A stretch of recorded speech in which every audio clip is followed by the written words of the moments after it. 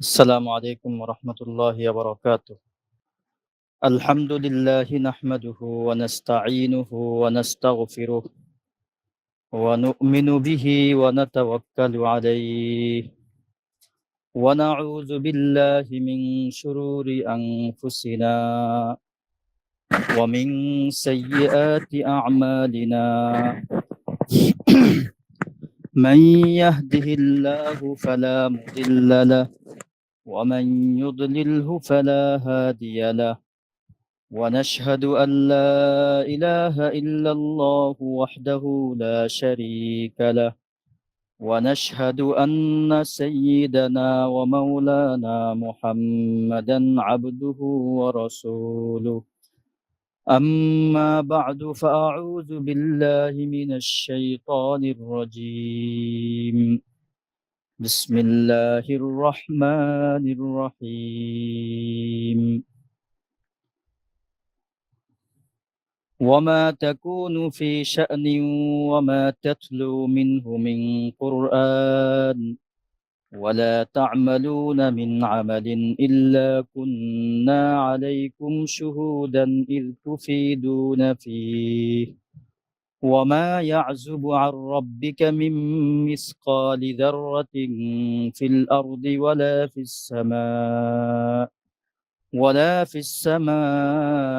ولا أصغر من ذلك ولا أكبر إلا في كتاب مبين. ألا إن أولياء الله لا خوف عليهم ولا هم يحزنون الذين آمنوا وكانوا يتقون لهم البشرى في الحياة الدنيا وفي الآخرة لا تبديل لكلمات الله ذلك هو الفوز العظيم.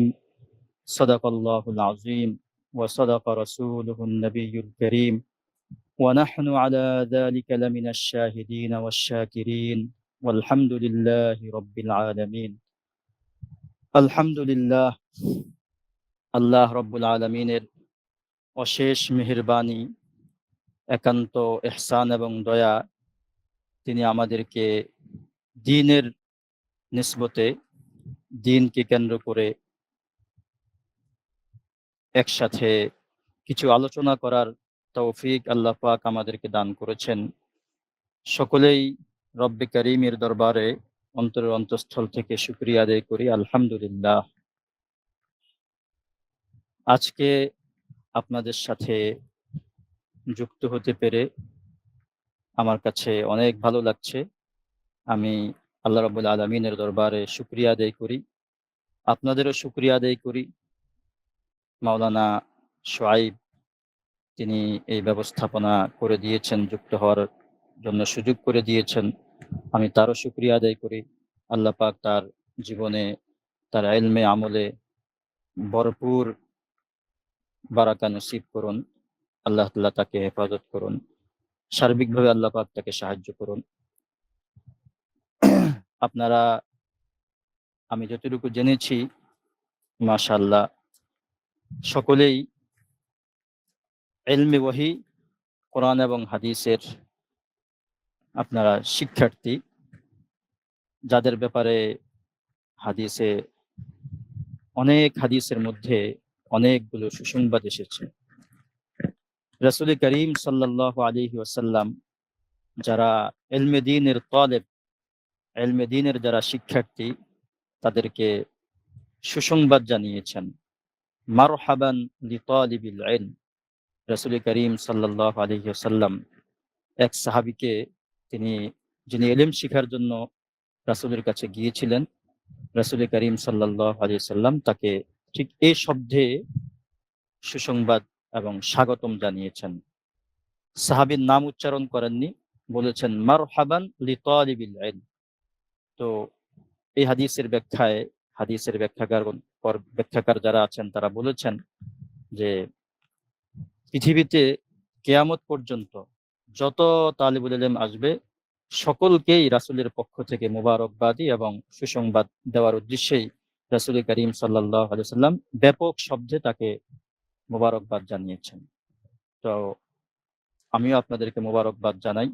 মারহাবাম বিকুম বিওয়াসিয়্যাতি রাসূলিল্লাহি সাল্লাল্লাহু আলাইহি ওয়াসাল্লাম। এবং রাসূল করিম সাল্লাল্লাহু আলাইহি ওয়াসাল্লাম তার সাহাবীদেরকে বিশেষভাবে নসিহত করেছেন যে, আমার উম্মতের মধ্যে অনেকেই তোমাদের কাছে ইলম শিখার জন্য আসবে, তখন তোমরা ইস্তাউসু বিহিম খায়রা, তাদের সাথে ভালো আচরণ করবে, তাদের কল্যাণ কামনা করবে। রাসূল করিম সাল্লাল্লাহু আলাইহি সাল্লাম বিশেষভাবে নসিহত করেছেন, উপদেশ দিয়েছেন সাহাবায়ে কেরামকে।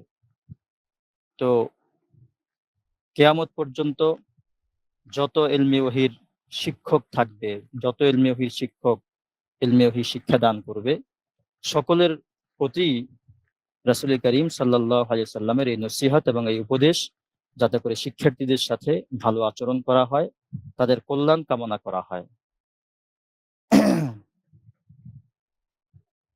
রাসূল করিম সাল্লাল্লাহু আলাইহি সাল্লাম হাদিসের মধ্যে ইরশাদ করেছেন, প্রসিদ্ধ হাদিস আমরা সকলেই জানি, খায়রুকুম মান তাআল্লামাল কুরআনা ওয়া আল্লামাহ, যে তোমাদের মধ্যে সর্বশ্রেষ্ঠ হলো যারা কোরআনে কারীম শিক্ষা করে এবং শিক্ষা দেয়। তো এই কোরআনের নিসবতে, দ্বীনের নিসবতে, কোরআন এবং হাদিসকে কেন্দ্র করেই, দ্বীনকে কেন্দ্র করেই আমাদের এই একত্রিত হওয়া, আমাদের আলোচনা করা, এটা অনেক বড় শুকরিয়ার ব্যাপার। এক হাদিসের মধ্যে এসেছে যে পৃথিবীতে এমন কোনো মাখলুক নেই, যেই মাখলুক যারা তালিবুল ইলম, যারা কোরআন এবং হাদিসের জ্ঞান শিক্ষা করে, তাদের জন্য দোয়া করে না এমন কোনো মাখলুক নেই। হাত্তাল হুত, এমনকি মাছ এবং সমুদ্রের মাছ পর্যন্ত তার জন্য দোয়া করে, পিপীলিকা পর্যন্ত তার জন্য দোয়া করে, সকল প্রাণী তার জন্য দোয়া করে, তার জন্য কল্যাণ কামনা করে, আল্লাহর কাছে কল্যাণের দোয়া করে। এটা অনেক বড় সৌভাগ্য। এক হাদিসের মধ্যে আছে, মান ইউরিদিল্লাহু বিহি খায়রান ইউফাক্কিহু ফিদ্দীন, আল্লাহ তাআলা যার ব্যাপারে কল্যাণের ইচ্ছা করেন, তাকে আল্লাহ তাআলা দ্বীনের বুঝ দান করেন। তো দ্বীনের বুঝ আসা, দ্বীন আমার শিখতে হবে, দ্বীন আমার জানতে হবে, দ্বীন অনুযায়ী আমার চলতে হবে, এই বুঝটা আল্লাহ পাক যাকে দিয়েছেন, আল্লাহ রাসূল সাল্লাল্লাহু আলাইহি সাল্লাম বলেন, এর মানে হলো আল্লাহ পাক তার ব্যাপারে কল্যাণের ইচ্ছা করেছেন। এটা অনেক বড় সৌভাগ্যের বিষয়, অনেক বড় শুকরিয়ার বিষয় যে আল্লাহ আমাকে ইলমে দ্বীন শিক্ষা করার জন্য কবুল করেছেন। অনেক বড় খুশির কথা। তো আমাদের যে কোনো নেয়ামত যখন আল্লাহ পাক দান করেন, এই নেয়ামতের প্রতি কৃতজ্ঞ থাকা, নেয়ামতের শুকরিয়া আদায় করা, এটা মুমিনের দায়িত্ব। তো যেহেতু আমরা দ্বীনের নিসবতে, ইলমের নিসবতে একত্রিত হতে পেরেছি, আমরা শিক্ষা গ্রহণ করেছি, কেউ মাঝপথে আছি, শিক্ষা করছি, অনেকদিন থেকেই করে চলেছি। আসলে ইলমে দ্বীনটা, এটা ইলমে দ্বীনের কয়েকটা স্তর আছে। একটাতে হলো ফরজে আইন, প্রত্যেক ব্যক্তির উপরে যেটা ফরজ, এটা প্রত্যেক ব্যক্তিকেই শিখতে হবে এবং এটা প্রত্যেক মুসলমানের জন্য অপরিহার্য, নারী হোক অথবা পুরুষ হোক, সকলের জন্যই অপরিহার্য। এই স্তরটুকু অর্জন করা, ইলমের এই স্তরটুকু অতিক্রম করা, এটা সকলের জন্যই অপরিহার্য, সকল মুসলমানের জন্য অপরিহার্য। আর আরেকটা স্তর আছে যেটাকে ফরজে কিফায়া বলে, কিছু মানুষ সেই স্তরটা অর্জন করতে হবে। তো উম্মতের ওলামায়ে কেরাম যারা আছেন তারা সেটা করছেন। আমরাও সকলের জন্যই আসলে এটা উন্মুক্ত। সাহাবায়ে কেরাম রাদিয়াল্লাহু তাআলা আনহুম, তারা তাদের বেশিরভাগই ইতিহাস হলো, তারা বয়স্ক অবস্থায়, যখন অনেক বয়স হয়ে গিয়েছে, ৩০ বছর, আরো বেশি বছর, ৬০ বছর, এরপরে ৫০ বছর, ৬০ বছর, ৭০ বছর, বিভিন্ন বয়সের সাহাবীরা ছিলেন। তারা ইসলামটা পেয়েছেনই যখন তাদের অনেক বয়স হয়ে গিয়েছে। এরপরে তারা ইসলাম গ্রহণ করেছেন, দ্বীনি ইলম অর্জন করেছেন। তো এজন্য দ্বীনি ইলম শিক্ষা করার ক্ষেত্রে কোনো ধরনের কোনো যেন সংকোচ আমাদের কাজ না করে।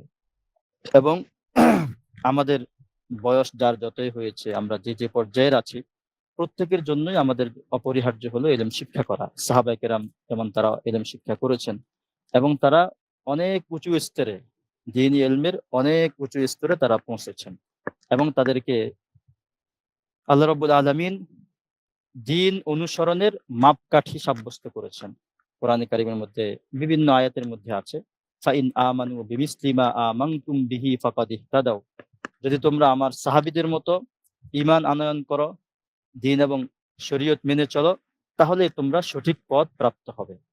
তো তারা কিন্তু বয়স্ক অবস্থায় ইসলাম গ্রহণ করে ইসলামটাকে, দ্বীনটাকে এমনভাবে শিখেছেন, এমনভাবে নিজেদের জীবনে বাস্তবায়ন করেছেন যে আল্লাহ রাব্বুল আলামিন তাদেরকে দ্বীন এবং হেদায়েতের অনুসরণের তাদেরকে অনুসরণযোগ্য বানিয়েছেন এবং তাদেরকে দ্বীন এবং হেদায়েতের মাপকাঠি সাব্যস্ত করেছেন। এজন্য আমরা যে স্তরে আছি, যে পর্যায়ে আছি, আমাদের সকলের জন্য জরুরি হলো, অপরিহার্য হলো দ্বীন শিখা, যেন আমরা মুসলমান হয়ে আমাদের জীবন যাপন করতে পারি। একজন মুসলিম হিসাবে আমি যেন আল্লাহর সন্তুষ্টি অনুযায়ী জীবন যাপন করতে পারি, সেজন্য আমার যতটুকু এলেম প্রয়োজন, যতটুকু জ্ঞান প্রয়োজন, ততটুকু আমাকে শিক্ষা অর্জন করতেই হবে। এটা অপরিহার্য। এবং আমাদের সন্তানরা যারা আছে, তাদের ব্যাপারেও আমাদের দায়িত্ব আছে। তাদের জন্য তাদেরকে দ্বীনি শিক্ষা দেওয়া, তাদেরকে মুসলমান হিসেবে গড়ে তোলা, যাতে করে তারা দ্বীন এবং ঈমানের উপরে অটল এবং অবিচল থাকতে পারে, যেন এই বহুমুখী ফিতনার এই যুগে যাতে করে তারা তাদের দ্বীন এবং ঈমান থেকে সরে না যায়, তারা যেন কোনো পেরেশানির সম্মুখীন না হয়, এমন কোনো পরিস্থিতি তৈরি না হয়, এমন কোনো কথা, এমন কোনো আচরণ তারা করে না বসে যার দ্বারা তাদের ঈমানটা নষ্ট হয়ে যায়। যেন যে কোনো পরিস্থিতিতে, যে কোনো অবস্থাতেই যেন তারা ঈমান এবং ইসলামের উপর অটল অবিচল থাকতে পারে, সেই ব্যবস্থা করে দেওয়া, কতটুকু এলেম তাদেরকে শিক্ষা দেওয়া, এটা অভিভাবক হিসাবে আমাদের দায়িত্ব। যদি আমরা এই দায়িত্ব অবহেলা করি, তাহলে আল্লাহর কাছে আমাদেরকে জবাবদিহি করতে হবে। সেজন্য যেহেতু আমরা ইলমে দ্বীনের সাথে যুক্ত হতে পেরেছি, আমাদের দায়িত্ব হবে, এই নেয়ামতের শুকরিয়া হবে, এই ইলমে দ্বীনের সাথে লেগে থাকা, অটল এবং অবিচল থাকা, অটল এবং অবিচল থাকা। আমরা ইনশাআল্লাহ শিখতে থাকব।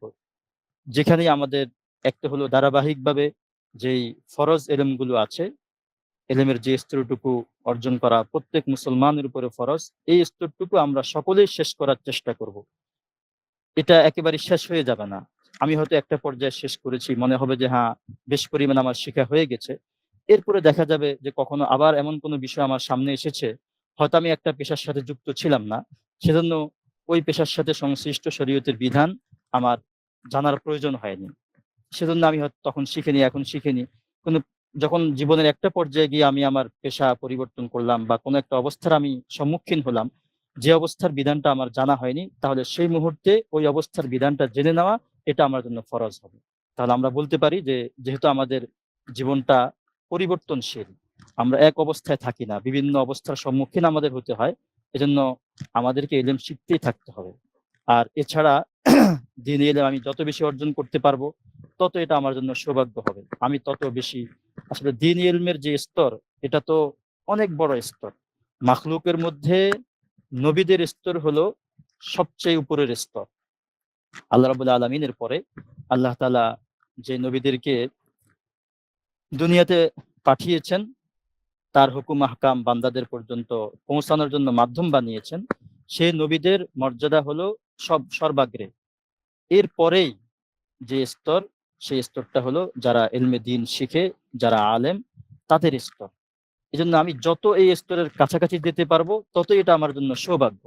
এজন্য আমি এই সৌভাগ্যকে হাতছাড়া না করি।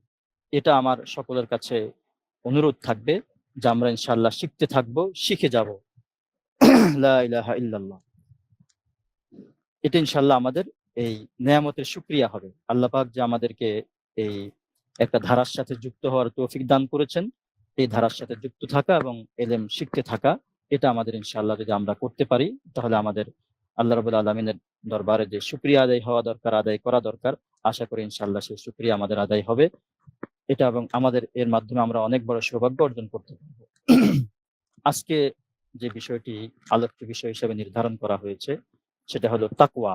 তাকওয়া পূর্ণ জীবন অবলম্বনে আলেমদের সাহচর্যের গুরুত্ব, সোহবতের গুরুত্ব।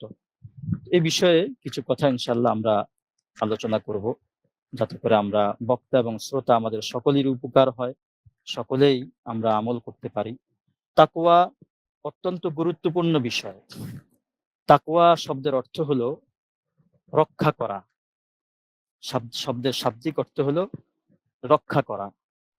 আর রক্ষা করা, যে আল্লাহর ভয়ে আল্লাহর হুকুমগুলোকে রক্ষা করা, আল্লাহর বিধানগুলোকে রক্ষা করা, আল্লাহ যে সমস্ত বিধিবিধান দিয়েছেন এই বিধিবিধানগুলোকে রক্ষা করার নামই হলো তাকওয়া। তো যেহেতু মানুষ আল্লাহর বিধিবিধানগুলো রক্ষা করে থাকে আল্লাহর ভয়ে, আমরা তাকওয়া শব্দের অর্থ, এবং এটা ব্যাপকভাবে ব্যবহার আছে, অভিধানের মধ্যে ব্যবহার আছে, ভাষার মধ্যে ব্যবহার আছে। তাকওয়া মানে আমরা অনেকে জানি যে তাকওয়া শব্দের অর্থ হলো ভয়। তো আল্লাহর ভয়ে, আল্লাহকে ভয় করে আল্লাহর সন্তুষ্টির জন্য, আল্লাহকে ভয় করে আল্লাহর সন্তুষ্টির জন্য রাসূল করিম সাল্লাল্লাহু আলাইহি সাল্লামের বাতলানো পদ্ধতি অনুযায়ী আল্লাহ রাব্বুল আলামিনের আদেশ নিষেধ মেনে চলা, এটার নামই হলো তাকওয়া। এই তাকওয়া যারা অবলম্বন করবে তাদের জন্যই হলো জান্নাত, তাদের জন্যই হলো জান্নাত। ওয়া উজলিফাতিল জান্নাতু লিল মুত্তাকিন, উইদ্দাত লিল মুত্তাকিন। কোরআনে কারিমে বিভিন্ন জায়গায় আছে জান্নাত কারা পাবে, জান্নাতের অধিকারী কারা হবে, যাদের মধ্যে তাকওয়া থাকবে, যারা তাকওয়াবান হবে, তাকওয়ার গুণে গুণান্বিত হবে, তাকওয়ার অধিকারী হবে, তাদের জন্যই হলো জান্নাত। উইদ্দাত লিল মুত্তাকিন, জান্নাতীদের জন্যই আল্লাহ রাব্বুল আলামিন যারা তাকওয়াবান এবং তাকওয়ার অধিকারী তাদের জন্যই আল্লাহ রাব্বুল আলামিন জান্নাতকে বানিয়েছেন, জান্নাতকে তৈরি করেছেন। এবং কোরআনে কারীম আমাদের এই পৃথিবীতে যত মানুষ আছে সকল মানুষের জন্য, সমগ্র মানব জাতির জন্য এই কোরআনে কারীম হলো গাইডলাইন, দিক নির্দেশনা। কিন্তু আল্লাহ রাব্বুল আলামিন বলেছেন, যদিও সকলের জন্যই কোরআনে কারীম গাইডলাইন, সকলকে সঠিক পথ নির্দেশ করে, এবং সবচেয়ে সঠিক পথ কোরআনে কারীমের মধ্যে আছে যে ইন্না হাযাল কুরআন ইয়াহদি লিল্লাতী হিয়া আকওয়াম, আল্লাহর কাছে সবচেয়ে সঠিক পথ এবং সবচেয়ে পছন্দনীয় যে পথ, এই পথটাই কোরআনে কারীম নির্দেশ করে। কিন্তু কোরআনে কারীমের এই নির্দেশনা দ্বারা উপকৃত হয় তারাই যাদের মধ্যে তাকওয়া আছে।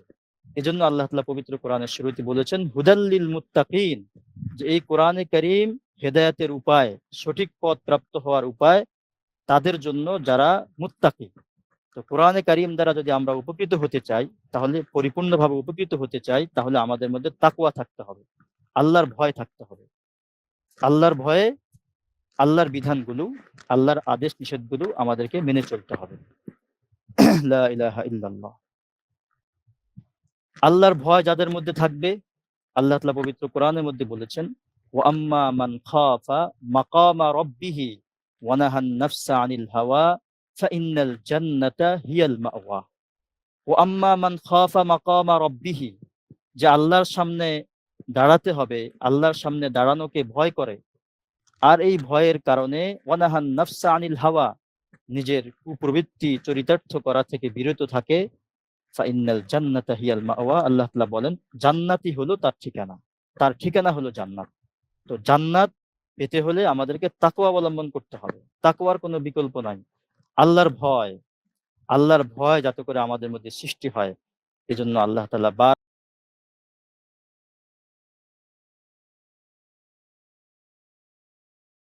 গিয়ে লিপ্ত হয়ে যেন আমরা আল্লাহকে ভুলে না যাই, এজন্য আল্লাহ তাআলা পবিত্র কোরআনের বিভিন্ন জায়গায় বিভিন্ন আয়াতের মধ্যে বারবার আমাদেরকে আমাদের কবরের কথা, আমাদের আখিরাতের কথা, আমাদের যে হিসাব নিকাশ হবে, একটা হিসাব দিবস আছে, কর্মফল দিবস আছে, এই কথা আল্লাহ তাআলা বিভিন্ন কোরআনের বিভিন্ন আয়াতের মধ্যে নানাভাবে আল্লাহ তাআলা আমাদেরকে স্মরণ করিয়ে দিয়েছেন। আমরা যদি দুই একটা আয়াত সামনে নেই এবং এগুলো নিয়ে বারবার আমরা চিন্তা করি, আশা করি ইনশাআল্লাহ আমাদের শত ব্যস্ততার মধ্যেও এবং গুনাহের শত আয়োজনের মধ্যেও ইনশাআল্লাহ আমরা আখিরাতকে স্মরণ রাখতে পারবো, আমরা আল্লাহকে স্মরণে রাখতে পারবো, এবং আমরা আল্লাহর আদেশ নিষেধগুলো মেনে চলতে পারবো।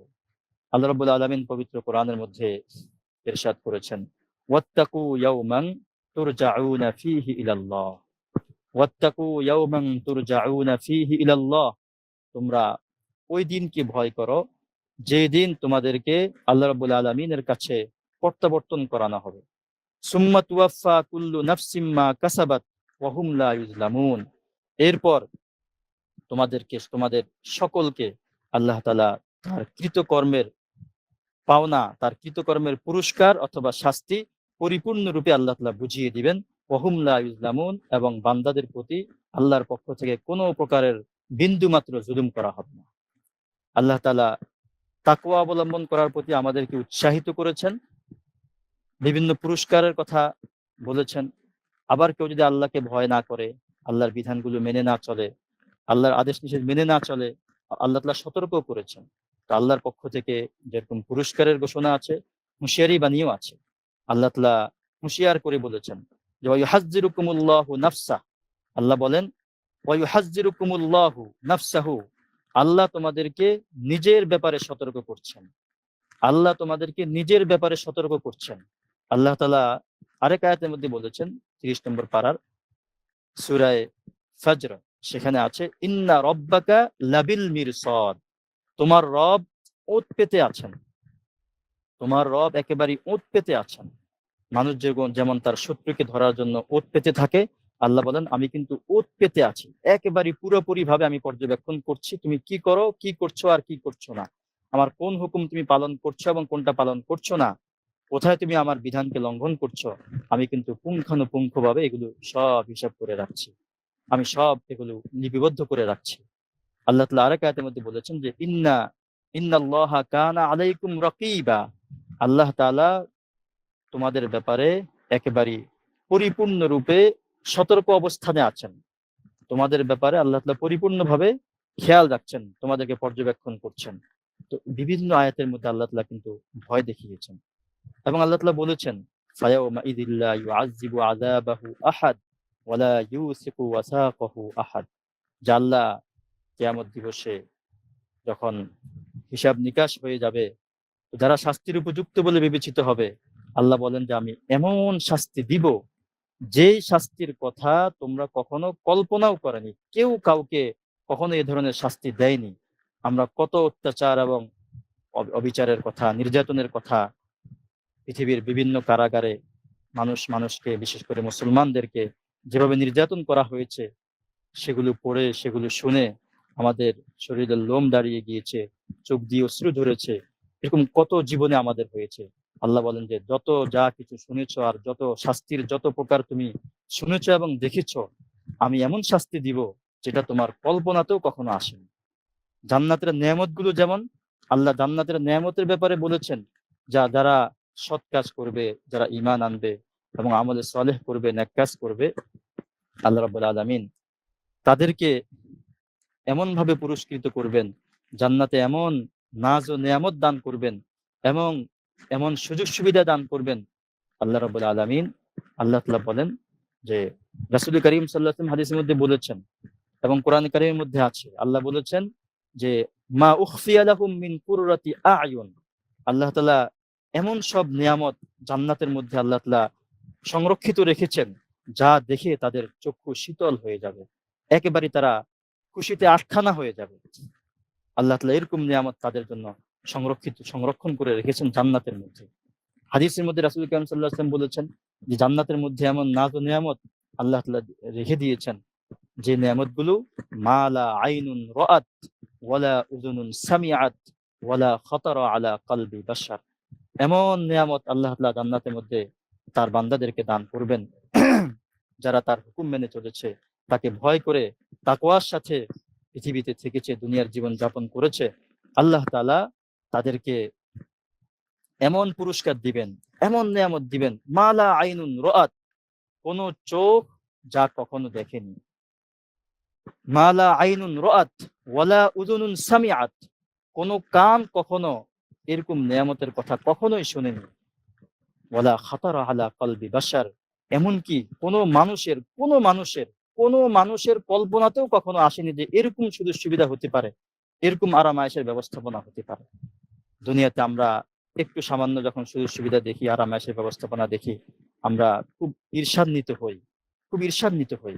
আল্লাহ বলেন যে আমার হুকুম মেনে চলো, দুনিয়াতে একটু কষ্ট করে চলো, জান্নাতে আসো, ইনশাআল্লাহ তোমরা এমন নাজ ও নিয়ামত দেখতে পাবে, এমন সুযোগ সুবিধা আল্লাহ তাআলা তোমাদেরকে দান করবেন যে তোমরা কল্পনাতেও, কোনো মানুষের কল্পনাতে কখনো আসা সম্ভব নয় যে এত আরামের ব্যবস্থাপনা হতে পারে। তো ঠিক একইভাবে জান্নাতের নিয়ামতগুলো যেমন কল্পনাতীত, ঠিক জাহান্নামের যে শাস্তি, যদি কেউ আল্লাহর হুকুমকে লঙ্ঘন করে, আল্লাহর বিধানকে লঙ্ঘন করে, তাকওয়াপূর্ণ জীবন অবলম্বন না করে, তাহলে তার ব্যাপারে ধমকিটাও ঠিক জঘন্য ধরনের, মারাত্মক ধরনের এবং বড় ধরনের হুঁশিয়ারি আল্লাহ তাআলা উচ্চারণ করেছেন যে ফায়াউমা ইদিল্লা ইউআযযিবু আযাবাহু আহাদ। আল্লাহ তাআলা এমন শাস্তি দিবেন যে এই শাস্তি কেউ কাউকে কখনো দেয়নি। ওয়ালা ইউসিকু ওয়াসাকাহু আহাদ। আল্লাহ তাআলা এমন ভাবে বাঁধবেন, এমন পদ্ধতিতে বাঁধবেন, বেঁধে শাস্তি দিবেন যেভাবে কেউ কখনো কাউকে বাঁধেনি। ওয়ালা ইউসিকু ওয়াসাকাহু আহাদ। এজন্য তাকওয়াপূর্ণ জীবনের গুরুত্ব অনেক বেশি। আল্লাহর ভয়কে নিজের মধ্যে লালন করে, ধারণ করে আমাদের সময়টা কাটাতে হবে। সতর্কপূর্ণ জীবন আমাদেরকে যাপন করতে হবে। হযরত উবাই ইবনে কাব রাদিয়াল্লাহু তাআলা আনহু, তাকে ওমর রাদিয়াল্লাহু তাআলা আনহু একবার জিজ্ঞেস করেছেন, মাত তাকওয়া, তাকওয়াটা কি আসলে?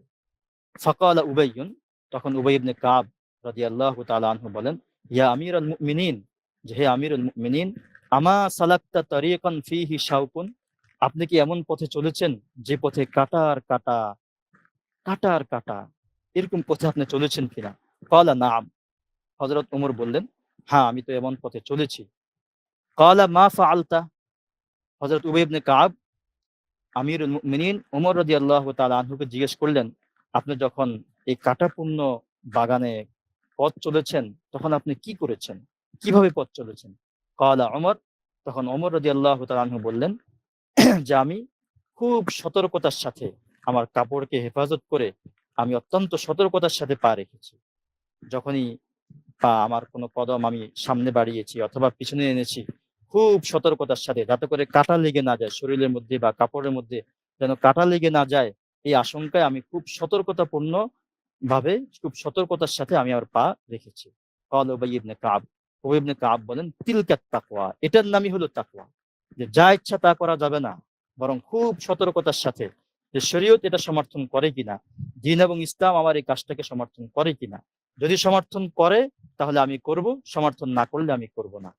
দ্বীন একটা পরিপূর্ণ ধর্ম, পরিপূর্ণ আদর্শ, পরিপূর্ণ চেতনা। আমাদের জীবনের এমন কোনো ক্ষেত্র নেই যে ক্ষেত্রে শরীয়তের বিধানটা নেই।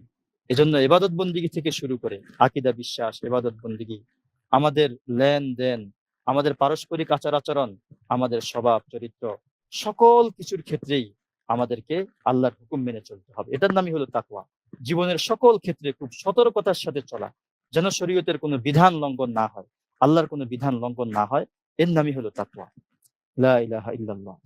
যদি কেউ তাকওয়াপূর্ণ জীবন অবলম্বন করে, তাহলে আল্লাহ রাব্বুল আলামিনের পক্ষ থেকে অনেকগুলো পুরস্কার তার জন্য আছে, অনেক ধরনের পুরস্কার তার জন্য আছে। এই বিষয়ের উপরে একেবারে স্বতন্ত্র স্বতন্ত্র কিতাব, স্বতন্ত্র বই লেখা হয়েছে। আজকে আমরা অল্প কিছু আমাদের সময়ের সংক্ষিপ্ততায় যতটুকু সম্ভব হয় অল্প কিছু ফায়দার কথা আমরা আলোচনা করতে চাই।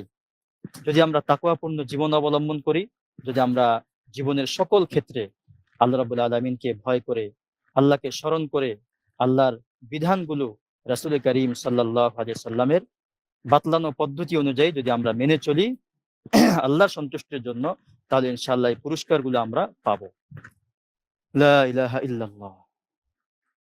রাসূল করিম সাল্লাল্লাহু আলাইহি সাল্লাম এক হাদিসের মধ্যে ইরশাদ করেছেন, ইত্তাকিল্লাহা হাইসুমা কুনতা, যে তুমি যেখানেই থাকো তাকওয়ার উপরে থাকো। যেখানেই থাকো, যে অবস্থাতেই থাকো, সর্বাবস্থায় তাকওয়ার উপরে থাকো। আল্লাহর ভয় যেন তোমার মধ্যে থাকে, শরীয়তের বিধান, আল্লাহর হুকুম যেন কোনোভাবেই তোমার দ্বারা লঙ্ঘন না হয়। যেখানেই থাকো, ইত্তাকিল্লাহা হাইসুমা কুনতা, তুমি যেখানেই থাকো আল্লাহর হুকুম মেনে চলো, আল্লাহকে ভয় করে চলো।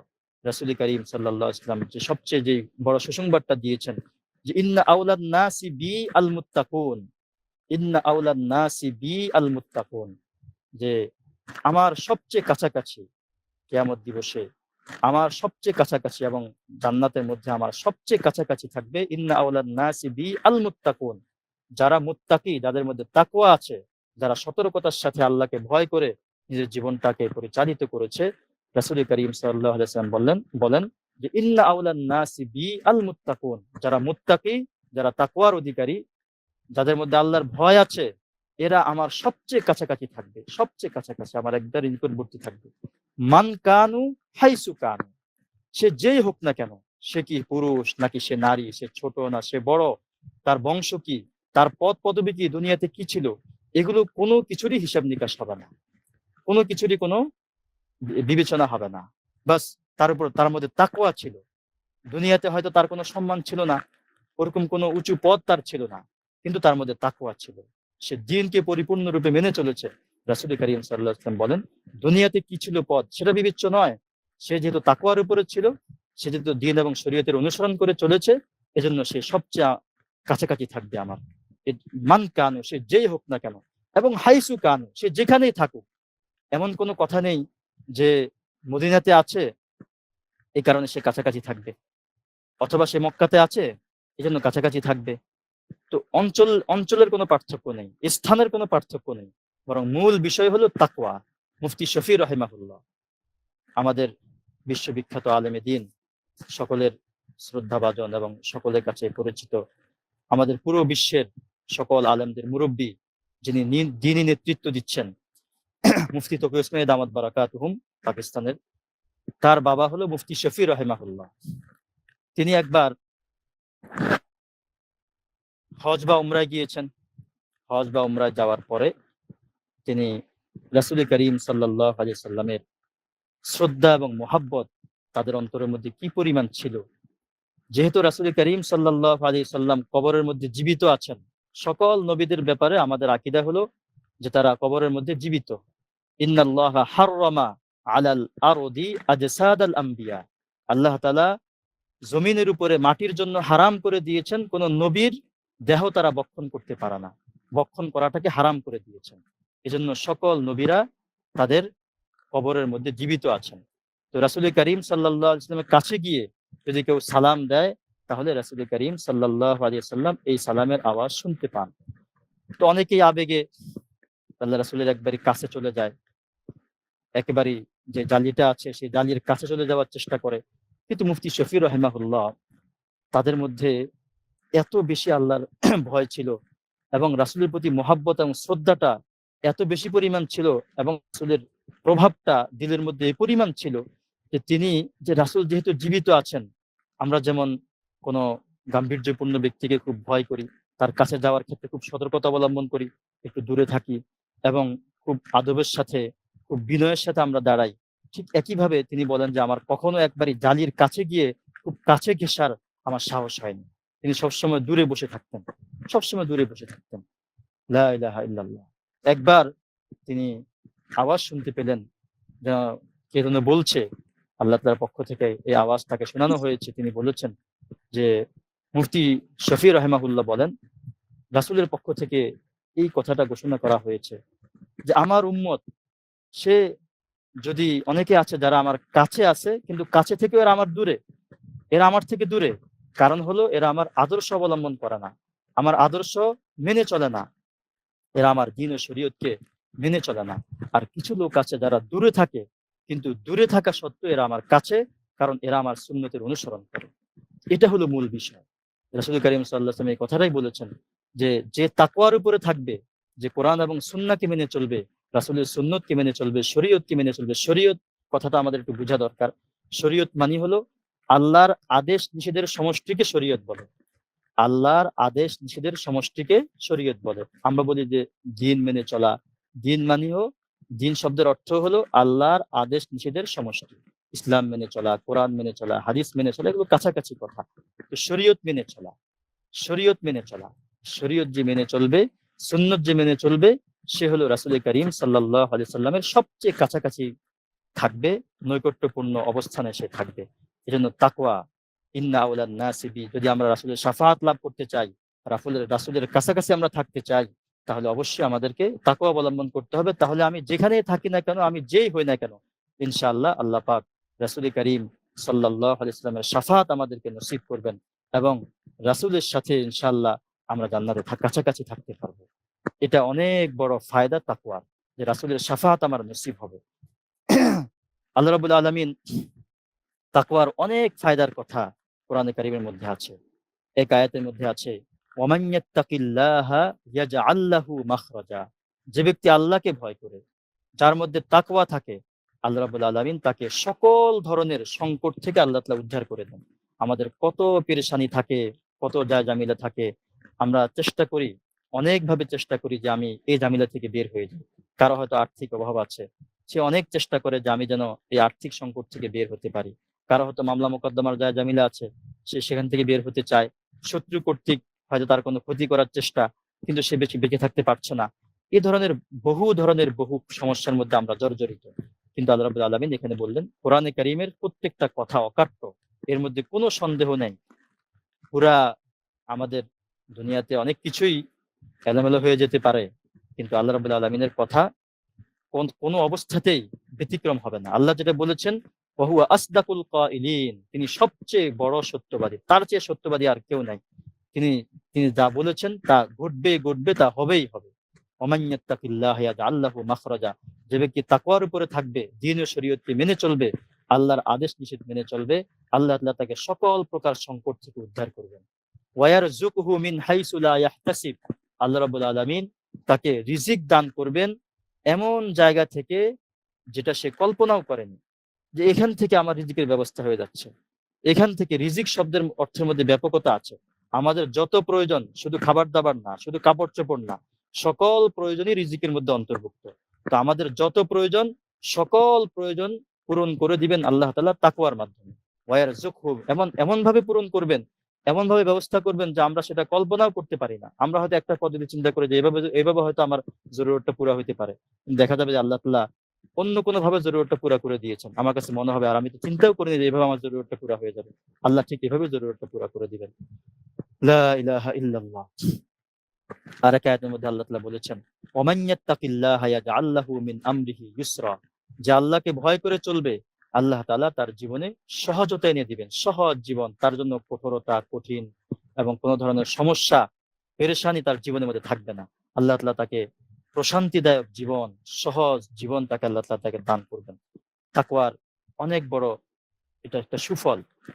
আরেক আয়াতের মধ্যে আল্লাহ তাআলা বলেছেন, এই যে আমরা ইলম শিখার জন্য এই প্ল্যাটফর্মে আমরা একত্রিত হয়েছি, তো ইলমটাও কিন্তু তাকওয়ার মাধ্যমে আসবে। কোরআনে কারীমের মধ্যে আছে, ওয়াত্তাকুল্লাহ ওয়া ইউআল্লিমুকুমুল্লাহ, যে তোমরা আল্লাহকে ভয় করো, তাকওয়া অবলম্বন করো, আল্লাহ তোমাদেরকে ইলম দান করবেন। আল্লাহ ইলম দান করবেন তাকওয়ার উসিলা, যার মধ্যে তাকওয়া থাকবে।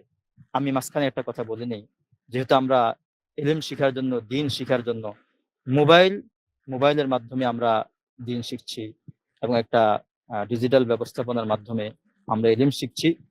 এই মোবাইলের ব্যাপারে একটা মাসালা আছে, শরীয়তের মাসালা আছে। মোবাইল এটা একটা যন্ত্র, যদি আমরা ভালো কাজে ব্যবহার করি তাহলে এটা কোনো অসুবিধা নেই, কিন্তু যদি আমরা মন্দ কাজে ব্যবহার করি তাহলে কিন্তু আমাদের জন্য এই মোবাইল ব্যবহারটা বৈধ হবে না। ছোট মোবাইল ব্যবহার করতে হবে।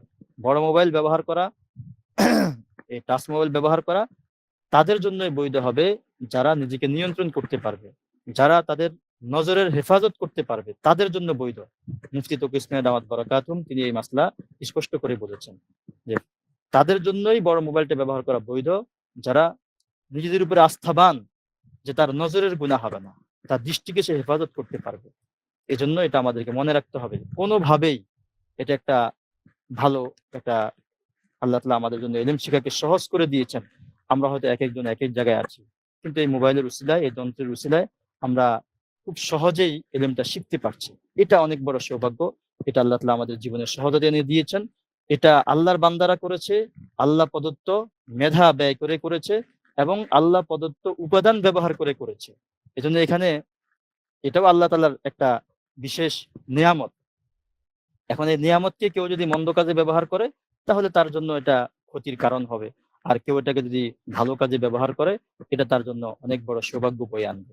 এজন্য আমরা খেয়াল রাখবো যেন আমাদের মন্দ ব্যবহার না হয় কোনোভাবেই, যেন এই ইলম শিক্ষাকে কেন্দ্র করে, ভালো জিনিসকে কেন্দ্র করে যেন এমন না হয় যে আমরা আমাদের তাকওয়াকে, আল্লাহর ভয় যেন আমাদের থেকে হারিয়ে না যায়, যেন আমরা আল্লাহকে আমরা ভুলে না যাই, আল্লাহর বিধান যেন আমরা লঙ্ঘন করে না বসি। প্রত্যেকে আমরা নিজের ব্যাপারে সতর্ক থাকবো, এবং প্রত্যেক দিন আমরা এটা একটা নিজেদের হিসাব নিকাশ, মুহাসাবা বলে আরবিতে, আমরা একটা হিসাব করব, আমরা একটা শোয়ার সময় একটা মুহাসাবা, একটা পর্যালোচনা আমরা করব যে আসলে সারাদিন আমার দ্বারা কোনো গুনাহের কোনো আচরণ হয়ে গিয়েছে কিনা, গুনাহের কোনো কাজ মোবাইল দ্বারা হয়ে গিয়েছে কিনা। আমি আল্লাহর কাছে মাপ চাবো, আল্লাহ আমার দ্বারা গুনাহ হয়ে গেছে, আপনার কাছে আমি মাপ চাই। খুব রোনাজারির সাথে দিল থেকে আল্লাহ রাব্বুল আলামিনের কাছে মাপ চাওয়া, তওবা করা যে আমার গুনাহ হয়ে গেছে। আমরা জানি যে তওবার পূর্ণতার জন্য ৩টা শর্ত। ১ নম্বর গুনাহটা ছেড়ে দেওয়া, ২ নম্বর আমার যে গুনাহ হয়ে গেছে এই গুনার জন্য আল্লাহ রাব্বুল আলামিনের কাছে দিল থেকে অনুতপ্ত হওয়া, আর ৩ নম্বর হলো সামনে আমি আর করব না, এই ব্যাপারে দৃঢ় সংকল্পবদ্ধ হওয়া। তো ঠিক প্রতিদিন রাতে আমরা এই পর্যালোচনাটা করার চেষ্টা করব যে আমার সারাদিনে মোবাইলের কোনো অপব্যবহার হয়েছে কিনা। যদি অপব্যবহার হয়ে থাকে তাহলে আমি আল্লাহর কাছে তওবা করব, আল্লাহর কাছে মাপ চাবো, এবং সামনে আমি আর করব না, আল্লাহর সাথে আমি প্রতিশ্রুতিবদ্ধ হব। এইভাবে যদি আমরা ইস্তেগফারের সাথে সতর্কতার সাথে মোবাইল ব্যবহার করি, ইনশাআল্লাহ আমরা এখান থেকে ভালো যে দিকগুলো আছে সেগুলো আমরা গ্রহণ করতে পারবো, মন্দ দিকগুলো থেকে আমরা বেঁচে থাকতে পারবো। যদি আমরা তাকওয়ার উপরে থাকতে পারি তাহলে আল্লাহ রাব্বুল আলামিন আরেক আয়াতের মধ্যে বলেছেন, ইন তাত্তাকুল্লাহা ইয়াজআল লাকুম ফুরকানা। যদি কোনো ব্যক্তি আল্লাহকে ভয় করে, আল্লাহ তাআলা তাকে ভালো মন্দ এবং সত্য মিথ্যার মাঝে পার্থক্য করার জ্ঞান আল্লাহ তাআলা দান করবেন, যোগ্যতা তাকে দান করবেন। এটা অনেক বড় বিষয়। আমরা অনেক সময় দেখা যায় দিন কেন্দ্রিক ফিতনার শিকার হয়ে যাই, যেটা আসলে ইসলামটা একটা ভারসাম্যপূর্ণ আদর্শ চেতনা, এখানে কোনো প্রান্তিকতা নেই। কিন্তু অনেক সময় আমরা না বুঝে অথবা কারো প্ররোচনায় পড়ে অথবা কারো কাছ থেকে আমি শুনেছি, কিন্তু আসলে তার মধ্যে দ্বীনি জ্ঞানের পরিপক্কতা নেই, মজবুতি নেই। যার কারণে আমি যেহেতু আমার মধ্যে হয়তোবা দ্বীন সম্পর্কে আমি অনেক বেশি পড়াশোনা করার সুযোগ পাইনি, যার কারণে সে যখন আমার কাছে তুলে ধরেছে তার বিষয়টা, আমার কাছে মনে হয়েছে হ্যাঁ এটা যৌক্তিক, কিন্তু আসলে সেটা যৌক্তিক নয়, সেটা আসলে ভুল। এজন্যই আমাদেরকে ওলামায়ে কেরামের সাথে লেগে থাকতে হবে যে আমি এমন একটা কথা শুনেছি, আমাকে এমন একটা কথা বলা হয়েছে, একটা দাওয়াত আমার কাছে পৌঁছেছে, এটা আসলে সঠিক কিনা এটা যাচাই করে নিতে হবে। তো এই যে বুঝতে পারা যে আসলে কোনটা সত্য, কোনটা মিথ্যা, আর কোনটা হক পথ, আর কোনটা মিথ্যা পথ, বাতিল পথ, হক আর না হক পথের যে পার্থক্য, এই পার্থক্য জ্ঞান এবং যোগ্যতা আল্লাহ তাআলা আমাদেরকে দান করবেন যদি আমরা তাকওয়ার উপরে থাকার চেষ্টা করি। লা ইলাহা ইল্লাল্লাহ। যদি আমরা তাকওয়ার উপরে থাকি তাহলে আরো বহুবিধ ফায়দার কথা আছে। এক আয়াতের মধ্যে আল্লাহ তাআলা বলেছেন, লাহু মুআক্কিবাতুম মিন বাইনি ইয়াদাইহি ওয়া মিন খালফি ইয়াহফাজুনাহু মিন আমরিল্লাহ। এই আয়াতের কথা বলার আগে আমি একটা হাদিস আপনাদেরকে শোনাচ্ছি। আব্দুল্লাহ ইবনে আব্বাস রাদিয়াল্লাহু তাআলা আনহু, রাসূল করিম সাল্লাল্লাহু আলাইহি সাল্লামের চাচাতো ভাই। তো রাসূল করিম সাল্লাল্লাহু আলাইহি সাল্লামের সাথে তিনি একদিন সফর করছিলেন, বাহনের মধ্যে একসঙ্গে ছিলেন। রাসূল সামনে ছিলেন, আব্দুল্লাহ ইবনে আব্বাস রাদিয়াল্লাহু তাআলা আনহু তিনি পিছনে ছিলেন। তো রাসূল করিম সাল্লাল্লাহু আলাইহি সাল্লাম তার চাচাতো ভাই আব্দুল্লাহ ইবনে আব্বাসকে বললেন, তিনি বয়সে ছোট ছিলেন। রাসূলের ইন্তেকালের সময় তার বয়সটা সম্ভবত 14 ছিল, 14 বা 15। তো ছোট ছিলেন।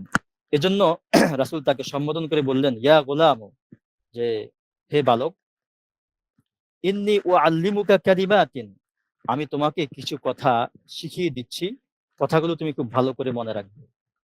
প্রথম কথা যেটা বলেছেন সেটা হলো, ইহফাজিল্লাহা ইয়াহফাজকা, তুমি আল্লাহকে হেফাজত করো, আল্লাহ তোমাকে হেফাজত করবেন।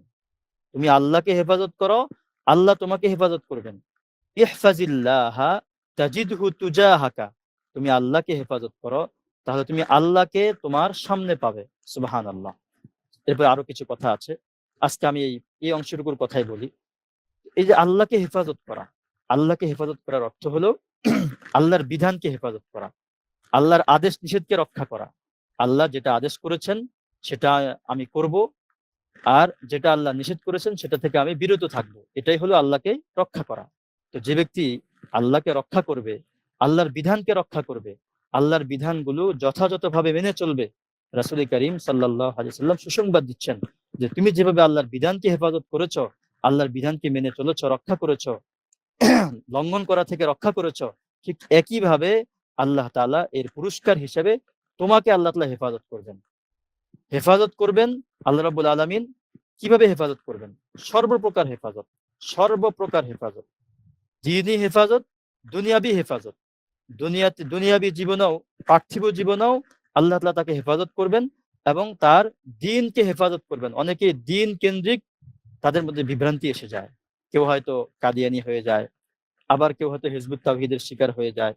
এভাবে ভ্রান্ত যে দলগুলো আছে, এই দলগুলোর খপ্পরে পড়ে অনেকে দ্বীন ঈমান তারা হারিয়ে ফেলে। যদি কারোর মধ্যে তাকওয়া থাকে, আল্লাহর ভয় থাকে, আল্লাহ তাআলা তার দ্বীনকে রক্ষা করবেন, তার দুনিয়া রক্ষা করবেন, তার দ্বীন রক্ষা করবেন এবং তার আখিরাতকে আল্লাহ তাআলা রক্ষা করবেন। মৃত্যুর সময় আল্লাহ তাআলা তাকে রক্ষা করবেন।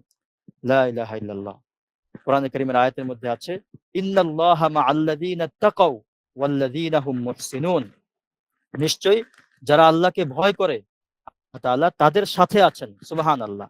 যদি আমার সাথে থাকেন, আল্লাহ প্রত্যেক বান্দার সাথে আছেন। একটা আয়াত আছে, ওয়াহুয়া মাআকুম আইনামা কুনতুম। আল্লাহ বলেন যে আমার বান্দারা যে যেখানে আছে আমি কিন্তু তার সাথে আছি, আমি তাকে দেখি, আমি তার সবকিছু পর্যবেক্ষণ করি। এটা হলো সাধারণভাবে থাকা। আর যারা মুত্তাকি, যারা আল্লাহর বিধানগুলোকে রক্ষা করে, আল্লাহর আদেশ মেনে চলে, আল্লাহ রাব্বুল আলামিন তাদের সাথে বিশেষভাবে থাকেন। এটাকে আল মাইয়াতুল খাসসা বলে, বিশেষ সঙ্গ। আল্লাহ তাআলার বিশেষ সঙ্গ ওই বান্দার সাথে থাকে। আল্লাহ তাআলা তাকে হেফাজত করেন, তাকে সাহায্য করেন, সর্বপ্রকার সাহায্য আল্লাহ তাআলা করেন। ওয়াল্লাযীনা হুম মুহসিনুন, যারা তাকওয়া অবলম্বন করে তাদের সঙ্গে আল্লাহ থাকেন। আর যারা ইহসানের আচরণ করে, যারা মানুষের প্রতি ইহসান করে এবং যারা ইহসানের আরেক ব্যাখ্যা হলো ইবাদত বন্দেগী সুন্দরভাবে করা, যথাযথভাবে করা, আল্লাহ আমাকে দেখছেন এই অনুভূতি নিয়ে করা, এটাকে ইহসান বলা হয়।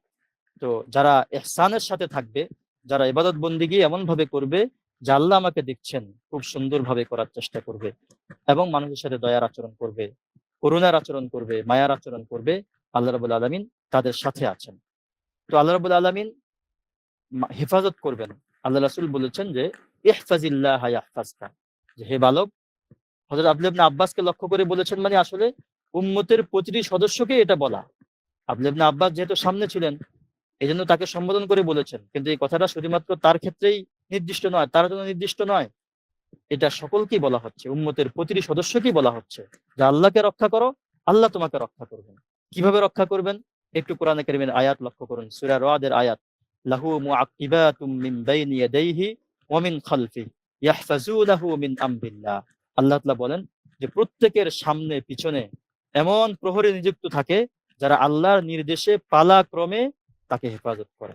তো আল্লাহ রাব্বুল আলামিনের পক্ষ থেকে যারা মুত্তাকি, যারা আল্লাহকে ভয় করে, আল্লাহ রাব্বুল আলামিন তাদেরকে হেফাজত করার জন্য ফেরেশতা নিয়োজিত করে রাখেন। আল্লাহ রাব্বুল আলামিন তাদেরকে যৌবনকালে হেফাজত করেন। যারা যৌবনকালে আল্লাহর বিধানকে হেফাজত করে, যৌবনকালে শরীয়তের বিধানকে মেনে চলে, যৌবনকালটা অত্যন্ত গুরুত্বপূর্ণ একটা সময়। যৌবনকাল, যদি কেউ যৌবনকালটাকে এলোমেলো ভাবে কাটায়, তাহলে আল্লাহ রাব্বুল আলামিন রাসূলের মাধ্যমে আমাদেরকে সতর্ক করেছেন যে তোমাকে কিন্তু হিসাব দিতে হবে। এক কদম তুমি অগ্রসর হতে পারবে না যতক্ষণ না তুমি তোমার যৌবনকাল সম্পর্কে হিসাব দিবে যে কিভাবে যৌবনকালটা কাটিয়েছো। এই যৌবনকালের প্রতিটি মুহূর্ত সম্পর্কে তোমাকে আল্লাহর কাছে হিসাব দিতে হবে।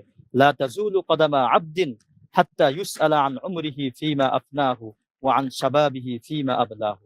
যে কোনো মানুষ সে হাসরের মাঠে এক কদম অগ্রসর হতে পারবে না যতক্ষণ না জীবনের প্রতিটি মুহূর্ত সম্পর্কে আল্লাহর কাছে সে হিসাব দিবে যে তুমি কিভাবে কাটিয়েছো, আমার হুকুম মোতাবেক কাটিয়েছো নাকি আমার হুকুমের বাইরে গিয়ে কাটিয়েছো। আর বিশেষভাবে জীবনের একটা গুরুত্বপূর্ণ সময় যৌবন, এই যৌবন সম্পর্কে আলাদা প্রশ্ন হবে। পুরো জীবন সম্পর্কে একটি প্রশ্ন, আর বিশেষভাবে যৌবন সম্পর্কে আলাদাভাবে প্রশ্ন করা হবে। ওয়ান শাবাবিহি ফীমা আবলাহু, এই যৌবন কালটাকে তুমি কোথায় ক্ষয় করেছো, কিভাবে তুমি ব্যয় করেছো, এই প্রশ্নের উত্তর আমাদেরকে দিতে হবে। তো যে ব্যক্তি তাকওয়ার উপরে থাকবে, আল্লাহর বিধানের উপরে থাকবে যৌবনকালে, আল্লাহ তাআলা তাকে বৃদ্ধকালে হেফাজত করবেন। এজন্য দেখা যায় যে বৃদ্ধ যারা আমাদের মধ্যে তাকওয়ার অধিকারী, যারা যৌবনকালটাকে তাকওয়ার সাথে কাটায়, আল্লাহ তাআলার হুকুম মোতাবেক যারা তাদের জীবনটাকে কাটায়, যৌবনকালটাকে কাটায়, আল্লাহ তাআলা তাদেরকে বার্ধক্যকালে হেফাজত করেন। তাদের দৃষ্টিশক্তি, তাদের শ্রবণ শক্তি সবকিছু ঠিক থাকে, তাদের জ্ঞান বুদ্ধি লোপ পায় না। দেখা যায় ৮০-৯০ বছর বয়স হয়ে গিয়েছে কিন্তু সুস্থ সবল দিন কাটাচ্ছে, যা খায় হজম হচ্ছে, মেধা মস্তিষ্ক যথেষ্ট সক্রিয়। এরকম আল্লাহ রাব্বুল আলামিন এটা করে থাকেন, এটা অনেক বড় পুরস্কার। আর যারা যৌবন বয়সে পাপাচারের দিন কাটায়, বৃদ্ধকালে দেখা যায় একেবারেই অথর্ব হয়ে পড়ে, তাদের শারীরিক শক্তি হারায় না, তাদের শারীরিক যে শক্তি, সেই শক্তি তা তো হারাই, সেটা তো হারাই, পাশাপাশি শারীরিক শক্তির পাশাপাশি বুদ্ধি বিবেক সম্পূর্ণ লোপ পেয়ে যায়। যৌবনে যে শরীয়তের হেফাজত করেনি, তার বার্ধক্যে আল্লাহ তাকে হেফাজত করেন না। এজন্য ইহফাজিল্লাহ ইয়াহফাজকা, যে যৌবন কালটাকে যেন আমরা হেফাজত করি, আল্লাহর বিধান মোতাবেক যেন আমরা এই যৌবন কালটাকে আমরা কাটাই, তাহলে আল্লাহ তাআলা আমাদেরকে বৃদ্ধকালে হেফাজত করবেন। ঠিক একইভাবে এই তাকওয়ার বরকতে সারা জীবন তো আল্লাহ আমাকে হেফাজত করবেনই, একেবারেই মৃত্যুর সময় যখন আমার মৃত্যু এসে যাবে, ঠিক ওই সময় আল্লাহর পক্ষ থেকে আমাকে সুসংবাদ শোনানো হবে। আল্লাহর পক্ষ থেকে আমাকে বলা হবে যে ইন্নাল্লাযীনা ক্বালু রাব্বুনাল্লাহ সুম্মা ইসতাকামু তাতানাজ্জালু আলাইহিমুল মালায়েকা, যারা তাকওয়া পূর্ণভাবে তাকওয়ার সাথে জীবন যাপন করেছে, যারা আল্লাহকে ভয় করে আল্লাহর বিধানগুলো মেনে জীবনকে পরিচালিত করেছে, আল্লাহ রাব্বুল আলামিনের পক্ষ থেকে মৃত্যুর সময় তাদেরকে অভয় বাণী শোনানো হবে ফেরেশতাদের মাধ্যমে। ফেরেশতারা বলবে, আল্লাহ তাখাফু ওয়ালা তাহজানু, তোমরা কোনো ভয় করার প্রয়োজন নাই, তোমাদের কোনো ভয় নাই, তোমরা দুঃখিত হইও না, চিন্তিত হইও না। ওয়া আবশিরু বিল জান্নাতিল্লাতী কুনতুম তুআদুন, তোমরা সেই জান্নাতের সুসংবাদ গ্রহণ করো যে জান্নাতের ওয়াদা তোমাদেরকে করা হয়েছিল। মৃত্যুর আগেই, দুনিয়াতে থাকা অবস্থাতেই, মৃত্যুকালেই তাদেরকে সুসংবাদ দিয়ে দেওয়া হবে। এটা তাকওয়ার বরকত। যারা তাকওয়ার উপরে থাকবে, শরীয়তি বিধান যারা মেনে চলবে, এটা হলো তাদের দুনিয়ার সুসংবাদ। আর আখিরাতে তাদের তো নাজ ও নিয়ামত তো আছেই, সেটা তো আল্লাহ দিবেনই। এমনকি যদি কোনো ব্যক্তি তাকওয়ার উপরে থাকে, তাহলে তার সন্তান সন্ততি যারা আছে তাদেরকেও আল্লাহ তাআলা হেফাজত করবেন। এর বরকত, এর কল্যাণ তার সন্তানরাও লাভ করবে। কোরআনে কারীমের মধ্যে আছে, ওয়া কানা আবুহুমা সালিহা, হযরত খিজির আলাইহিস সালাম, খাদির আলাইহিস সালাম, তো উনি যখন সফর করছিলেন মূসা আলাইহিস সালাম সহ, এক পর্যায়ে তিনি দেখলেন যে একটা দেয়াল ভেঙে পড়ে যাচ্ছে। তিনি দেয়ালটা ঠিক করে দিলেন। তো দেয়ালটা কেন ঠিক করে দিয়েছেন যখন তাকে জিজ্ঞেস করা হলো, তিনি বলেছেন, ব্যাখ্যা করে বলেছেন, পরিষ্কার করে বলেছেন যে আমি এজন্য এটা ঠিক করে দিয়েছি যে এই দেয়ালের নিচে দুইজন এতিম বালকের গুপ্ত ধন আছে। যদি দেয়ালটা পড়ে যায়, তাহলে এই গুপ্ত ধনটা মানুষের সামনে স্পষ্ট হয়ে যাবে, এটা চুরি হয়ে যাবে, তারা আর এটা পাবে না। যাতে করে তারা তাদের সুবিধা মতো সময়ে এই গুপ্তধনটা নিতে পারে, যেন তাদের এই গুপ্তধনটা সংরক্ষিত থাকে। এই জন্য দেয়ালটাকে আমি ঠিক করে দিয়েছি, যেন দেয়ালটা ভেঙে না পড়ে যায়। এরপরে আল্লাহ রাব্বুল আলামিন তার যে কথাটা কোরআনে কারিমে উল্লেখ করেছেন, সেটা হলো ওয়া কানা আবুহুমা সালিহা, এই দুইজন ইয়াতীমের পিতা অত্যন্ত সৎ ছিল, এরা তাকওয়াবান ছিল, নেককার ছিল। এই নেককার থাকার কারণে, তাদের পিতা যেহেতু নেককার ছিল, এই পিতার সততা এবং পিতার যে পরহেজগারি, পিতার যে আল্লাহ ভীতি, এই আল্লাহ ভীতির কারণেই আল্লাহ তাআলা তার মৃত্যুর পরে তার যে এতিম সন্তান ছিল, এই এতিম সন্তানদের আল্লাহ রাব্বুল আলামিন হেফাজতের ব্যবস্থা করেছেন। এইভাবেই আল্লাহ তাআলা যারা তাকওয়ার উপরে থাকবে, তাদের জীবদ্দশায় তাদেরকে আল্লাহ তাআলা একবারে মৃত্যু পর্যন্ত হেফাজত করবেন। মৃত্যুর সময় তাদেরকে অভয় বাণী শোনাবেন, এবং তাদের পরবর্তী প্রজন্ম যারা, তাদেরকেও আল্লাহ তাআলা তাদের এই তাকওয়ার বরকতে হেফাজত করবেন। এই তাকওয়া অত্যন্ত গুরুত্বপূর্ণ বিষয়। লা ইলাহা ইল্লাল্লাহ, রাসূল করিম সাল্লাল্লাহু আলাইহি ওয়াসাল্লাম তার একজন আদরের সাহাবী মুআয ইবনে জাবাল রাদিয়াল্লাহু তাআলা আনহু, তাকে ইয়ামানে পাঠাচ্ছিলেন। তো ইয়ামানে পাঠাচ্ছেন, আল্লাহ রাসূল সাল্লাল্লাহু আলাইহি সাল্লাম থেকে তিনি দূরে চলে যাচ্ছেন। তো তিনি সাওয়ারিতে আরোহণ করেছেন, চলে যাবেন, রওনা হয়ে গেছেন। এই অবস্থায় রাসূল করিম সাল্লাল্লাহু আলাইহি সাল্লাম তার সঙ্গে সঙ্গে চলছেন, চলে তাকে বিশেষভাবে উপদেশ দিচ্ছেন। কি উপদেশ দিচ্ছেন?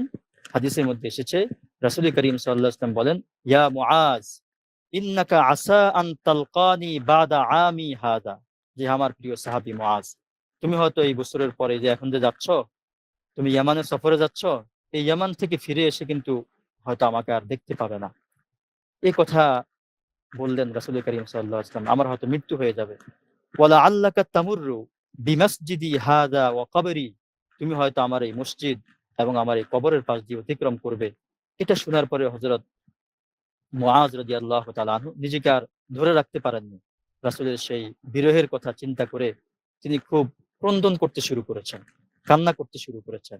রাসূল করিম সাল্লাল্লাহু আলাইহি সাল্লাম তিনি যেদিকে ছিলেন তাকে ঘুরিয়ে দিয়েছেন। সুম্মাল তাফাতা ফাআকবালা বিওয়াজহিহি নাহওয়াল মদিনা।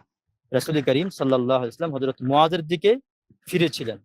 যখন মুআয কান্না শুরু করেছেন, এটা মুরব্বীরা নিজেদেরকে নিয়ন্ত্রণ করলে তখন যারা অধীনস্থ তারা নিজেকে নিয়ন্ত্রণ করতে পারে। এজন্য দেখা যায় যারা পরিবারের মুরব্বী তারা অনেক সময় ভিতরে ভিতরে অনেক কষ্ট থাকে, কিন্তু কষ্ট থাকা সত্ত্বেও সন্তানদের সামনে তারা সেটা প্রকাশ করে না। তো ঠিক রাসূল করিম সাল্লাল্লাহু আলাইহি ওয়াসাল্লাম যখন দেখলেন যে হযরত মুআয কান্না করছেন, রাসূলের কাছে অবশ্যই খারাপ লাগছিল, কিন্তু রাসূল করিম সাল্লাল্লাহু আলাইহি ওয়াসাল্লাম তাকে সান্ত্বনা দেওয়ার জন্য তিনি এখন তার দিক থেকে মুখ ফিরিয়ে মদিনার দিকে মুখ ফিরিয়ে নিয়েছেন। তারা উভয়েই কিন্তু ইয়ামান যেদিকে সেই ইয়ামানের অভিমুখী ছিলেন।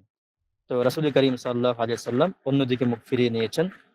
মুখ ফিরিয়ে নিয়ে এই মুখ ফিরিয়ে নেওয়াটাও কিন্তু মহাব্বত থেকে, এবং তিনি হযরত মুআয রাদিয়াল্লাহু তাআলা আনহুকে যাতে করে হযরত মুআয নিজেকে নিয়ন্ত্রণ করতে পারেন, এজন্য রাসূল করিম সাল্লাল্লাহু আলাইহি ওয়াসাল্লাম এই পন্থাটা অবলম্বন করেছেন। এরপরে যে কথাটা বলেছেন, এই কথাটা আমি একটু আগে আপনাদেরকে শুনিয়েছি। সেই কথাটা হলো যে, দেখো মুআয, তুমি আমার থেকে দূরে সরে যাচ্ছ, এতে কান্নার কোনো কিছু নেই। তুমি একটা কথা মনে রাখবা, একটা নসিহত মনে রাখবা। সেই নসিহতটা হলো, ইন্না আওলান নাসি বি আল মুত্তাকুন। তুমি দূরে সরে যাচ্ছ, তুমি হয়তো আমার থেকে দূরে দূরে চলে যাচ্ছ, শারীরিকভাবে তুমি আমার থেকে দূরে অবস্থান করবে, কিন্তু তুমি যদি একটা আমল করতে পারো, একটা কাজ করতে পারো, তাহলে ইনশাআল্লাহ তুমি আমার থেকে প্রকৃতপক্ষে তুমি দূরে থাকবে না। হাসরে এবং কিয়ামতের মাঠে, হাসরের ময়দানে এবং জান্নাতে তুমি আমার একদম কাছাকাছি থাকবে, যদি তুমি তাকওয়ার উপরে থাকতে পারো। আর এই কথা তুমি বিশ্ববাসীর কাছে পৌঁছে দিবে। তিনি পৌঁছে দিয়েছেন যে, ইন্না আওলান নাসি বি আল মুত্তাকুন, আমার সবচেয়ে নিকটবর্তী হবে যারা তাকওয়ার উপরে থাকবে। মান কানু, সে যেই হোক না কেন, ও হাইসু কানু, এবং সে যেখানেই থাকুক না কেন। এজন্য এই তাকওয়ার ব্যাপারে এত বেশি গুরুত্ব দেওয়া হয়েছে কোরআন এবং হাদিসের মধ্যে। জান্নাত পেতে হলে তাকওয়া লাগবে, হেদায়েত পেতে হলে তাকওয়া লাগবে। যদি কেউ তাকওয়ার উপরে থাকে, আল্লাহ তাআলা বলেছেন, ইয়া আইয়ুহাল্লাযীনা আমানুত্তাকুল্লাহ ওয়া কুলু কাওলান সাদীদা ইউসলিহ লাকুম আ'মালাকুম ওয়া ইয়াগফির লাকুম যুনুবাকুম।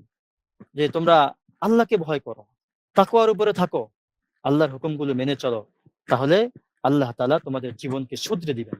আমরা সকলে চাই যেন আমাদের জীবনটা সুন্দর হয়ে যায়, আল্লাহ তাআলার সন্তুষ্টি মোতাবেক জীবন আমরা সকলে যেন যাপন করতে পারি, এটা আমাদের সকলেরই আগ্রহ, সকলেরই কামনা। কিন্তু এটার জন্য করণীয় হলো তাকওয়ার উপরে থাকা। আল্লাহ তাআলা সারা জীবনকে শুধরিয়ে দিবেন। হয়তো আমার আগে যে ভুলগুলো হয়ে গেছে, আল্লাহ তাআলা সেগুলো আমাকে মাফ করে দিবেন। সেটাও আছে কোরআনে কারীমের মধ্যে, ইউসলিহ লাকুম আ'মালাকুম ওয়া ইয়াগফির লাকুম যুনুবাকুম। আগে যে ভুলগুলো হয়তো আমার, এখন আর সেই ভুলগুলো আমার হবে না। আল্লাহ পাক আমাকে শুধরানোর ব্যবস্থা করে দিবেন। আমি আমার জীবনটাকে শুধরে নিতে পারবো, সুন্দর করে নিতে পারবো, আল্লাহর সন্তুষ্টি মোতাবেক জীবন আমি অবলম্বন করতে পারবো। আর আমার যে পিছনে এই তাকওয়া সম্পর্কে, আল্লাহর বিধান সম্পর্কে না জানার কারণে, জেনে বা না জেনে, ভুলে বা শয়তানের প্ররোচনায় পড়ে, অথবা কুমন্ত্রণার শিকার হয়ে, কুপবৃত্তির শিকার হয়ে আমি যে গুনাহগুলো করে ফেলেছি, আমি যে আল্লাহ নাফরমানিগুলো করে ফেলেছি, সেগুলো আল্লাহ তাআলা, যখন আমি তাকওয়ার উপরে থাকবো, আল্লাহ আমাকে মাফ করে দিবেন। তাকওয়ার উপরে উঠে যাব, আল্লাহ পিছনেগুলো মাফ করে দিবেন। এটা অনেক বড় সুসংবাদ। আগে হয়তো অনেক অপরাধ করেছি, অনেক অন্যায় করেছি, আল্লাহ বলেন যে তুমি এসে যাও, জীবনকে শুধরে নাও, সুন্দর করে নাও, এখন থেকে দৃঢ় সংকল্প করো যে আমার বিধানগুলো মেনে চলবে, নিজেকে পরিবর্তন করবে। তুমি যে কোনো ভাবে জীবন যাপন করবে না। জীবনের সকল ক্ষেত্রে আমাদের সামগ্রিক ইসলাহ দরকার, আমাদের সামগ্রিক সংশোধন দরকার। অনেকেই আমরা, আমাদের সমাজের মধ্যে এটা আছে, অনেকে মসজিদের সামনে কাতারে নামাজ পড়ে, রোজা রাখে, কিন্তু আবার সে সুদী কারবারও করে, ঘুষের কারবারও সে করে, এবং সে তার পরিবারের সাথে, তার আত্মীয় স্বজনের সাথে, সমাজের লোকদের সঙ্গে তার আচরণ ভালো না, আছে এরকম, তার লেনদেন শরীয়ত সম্মত না। তো এটা কিন্তু তাকওয়া হলো না। তাকওয়া এটা পুরো জীবনের মধ্যে আমাদের পরিব্যাপ্ত, জীবনের সামগ্রিক। কদ আফলাহা মান যাক্কাহা, আল্লাহ তাআলা বলেছেন যে ব্যক্তি নিজেকে পরিশুদ্ধ করলো সে সফল কাম। এই সফল কাম হওয়ার জন্য পরিশুদ্ধ করতে হবে, সামগ্রিক পরিশুদ্ধি। আমাদের জীবনের প্রতিটা ক্ষেত্রে যেন আমরা আল্লাহর সন্তুষ্টি মোতাবেক, আল্লাহর বিধান মোতাবেক চলতে পারি, এটা আমাদের চেষ্টা করতে হবে, এই নিয়ত আমাদের করতে হবে, এই সংকল্প আমাদের করতে হবে।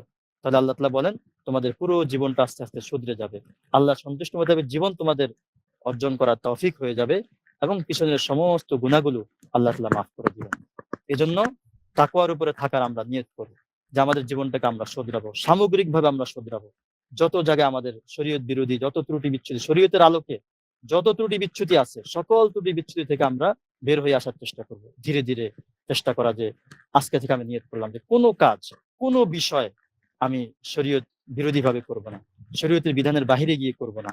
এজন্য জরুরি হলো, আমরা তো অনেক কিছু জানি না, সেটাই বলা হয়েছে কোরআনে কারিমে, যে ফাসআলু আহলা যিকরি ইন কুনতুম লা তা'লামুন। তুমি জানো না তো অসুবিধা নেই, যারা জানে, যারা কোরআন এবং সুন্নাহর ইলম রাখেন, জ্ঞান রাখেন, তাদেরকে জিজ্ঞেস করো, তাদেরকে জিজ্ঞেস করে করে তোমরা চলো। আর তাকওয়া আমরা অর্জন করতে হবে। তাকওয়ার অনেক ফায়দা আছে, উপকারিতা আছে, এটাও আমরা জানলাম। অনেক ফজিলত আছে, অনেক পুরস্কার আছে। এবং তাকওয়া অবলম্বন না করলে আল্লাহর পক্ষ থেকে বড় ধরনের সতর্কবাণী আছে, হুঁশিয়ারি বাণী আছে, এটাও আমরা জানলাম। কিন্তু তাকওয়া আমাদের জীবনে আসবে কি করে, তাকওয়া আমাদের জীবনে কিভাবে আসবে, এটা আল্লাহ তাআলা কোরআনে কারীমের মধ্যে বলেছেন, এবং হাদিসের মধ্যে বিষয়গুলো স্পষ্টভাবে বলা হয়েছে, বিস্তারিতভাবে বলা হয়েছে। কোরআনে কারীমের একটি বৈশিষ্ট্য হলো, এবং শরীয়তে ইসলামিয়ার একটি বৈশিষ্ট্য হলো, যে যখন কোরআন এবং হাদিসের মধ্যে কোনো হুকুম দেয়া হয়, শরীয়তের মধ্যে যখন কোনো হুকুম দেয়া হয়, এই হুকুমের উপরে মানুষ চলবে কি করে, এটার বাস্তব অনুশীলনটা কিভাবে করবে, জীবনে কিভাবে এটা অবলম্বন করবে, এর একটা পন্থা আল্লাহ তাআলা বলে দেন। কোরআনে কারীমের মধ্যে আছে, ইয়া আইয়ুহাল্লাযীনা আমানুত্তাকুল্লাহ ওয়া কুনু মা'আস সাদিকিন। আল্লাহ তাআলা প্রথমে বললেন যে তোমরা, হে আমার ঈমানদার বান্দা যারা আছো, তোমরা তাকওয়ার উপরে থাকো, তাকওয়া অবলম্বন করো। এর পরপরই আল্লাহ তাআলা আবার তাকওয়ার উপরে থাকার পদ্ধতি বলে দিয়েছেন। পদ্ধতি হলো ওয়াকুনু মা'আস সাদিকিন, যাদের মধ্যে তাকওয়া আছে, যারা সত্যবাদী, তাদের সঙ্গে তোমরা থাকো, তাদের সংস্রব অবলম্বন করো, তাদের সাহচর্য অবলম্বন করো। যদি তুমি মুত্তাকিদের সাহচর্য অবলম্বন করতে পারো, তাহলে ইনশাআল্লাহ তোমার মধ্যেও তাকওয়া এসে যাবে, তোমার মধ্যেও তাকওয়া এসে যাবে। আর যারা আলেম, আসলে প্রকৃত মুত্তাকি কারা, এটাও আল্লাহ তাআলা কোরআনে কারীমের মধ্যে বলেছেন। আল্লাহর ভয় যার মধ্যে যত বেশি, সে তত বেশি মুত্তাকি, সে তত বেশি আল্লাহ ভীরু।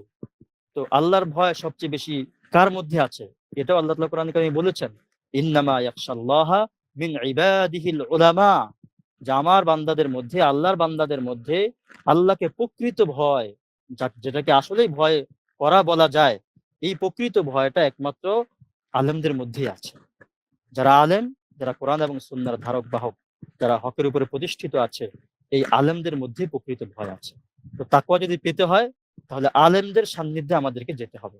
যদি আমরা আলেমদের সান্নিধ্য অবলম্বন করতে পারি, আল্লাহওয়ালা বুজুর্গ এবং দ্বীনি ইলমের প্রকৃত দ্বীনি জ্ঞানের অধিকারী, বিশুদ্ধ জ্ঞানের অধিকারী, বিশুদ্ধ জ্ঞানের অধিকারী এবং আল্লাহর সাথে সম্পর্কওয়ালা আলেমদের সংস্রব যদি আমরা অবলম্বন করতে পারি,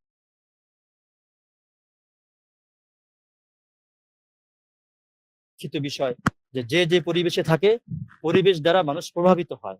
আমাদের একটা বাংলায় কথাও আছে যে সৎসঙ্গে স্বর্গবাস, অসৎসঙ্গে সর্বনাশ। তো সঙ্গটা অত্যন্ত গুরুত্বপূর্ণ।